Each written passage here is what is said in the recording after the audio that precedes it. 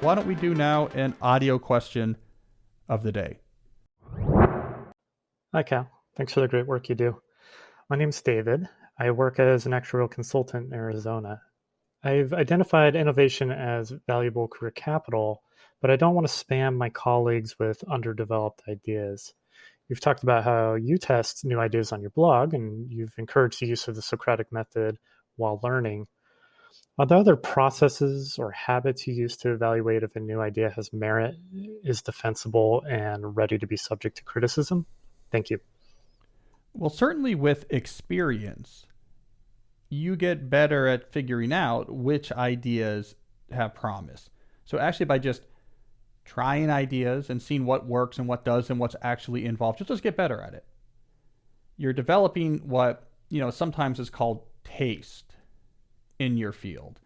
I'm taking that term actually from an interview with Ira Glass that I talked about in So Good They Can't Ignore You, where he talked about the first key step to producing innovative work. And he was, of course, talking about in radio. He's the creator and host of This American Life on NPR.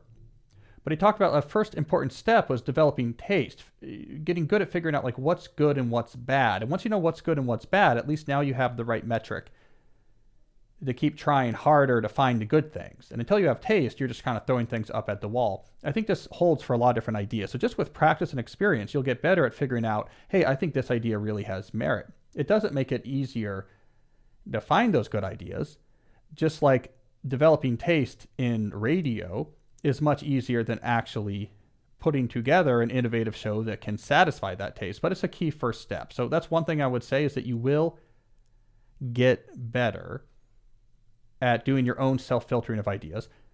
The second suggestion, this is something I've seen, is put together a working group, you plus 2 or 3 other people, meet every other week, call it the Friday morning club. Maybe you get together for coffee before you go into the building or something like this, right? So there's a little bit of ritual around it. And the whole point of the club is to bounce new ideas off each other. I think these are really effective. I mean, everyone brings to the table, hey, I've been thinking about ideas for the business, ideas of where we could expand. Some of them are going to be a little bit off the wall, but let's just, no judgment. Let's bounce. Bam, bam, bam, bam, bam.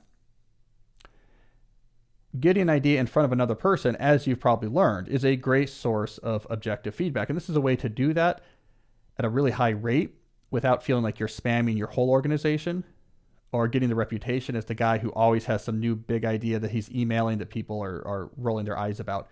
So give that a try. Have the Friday morning club, make it a place for doing exactly this type of brainstorming, and you'll get a lot of that feedback. And then again, these two things work together.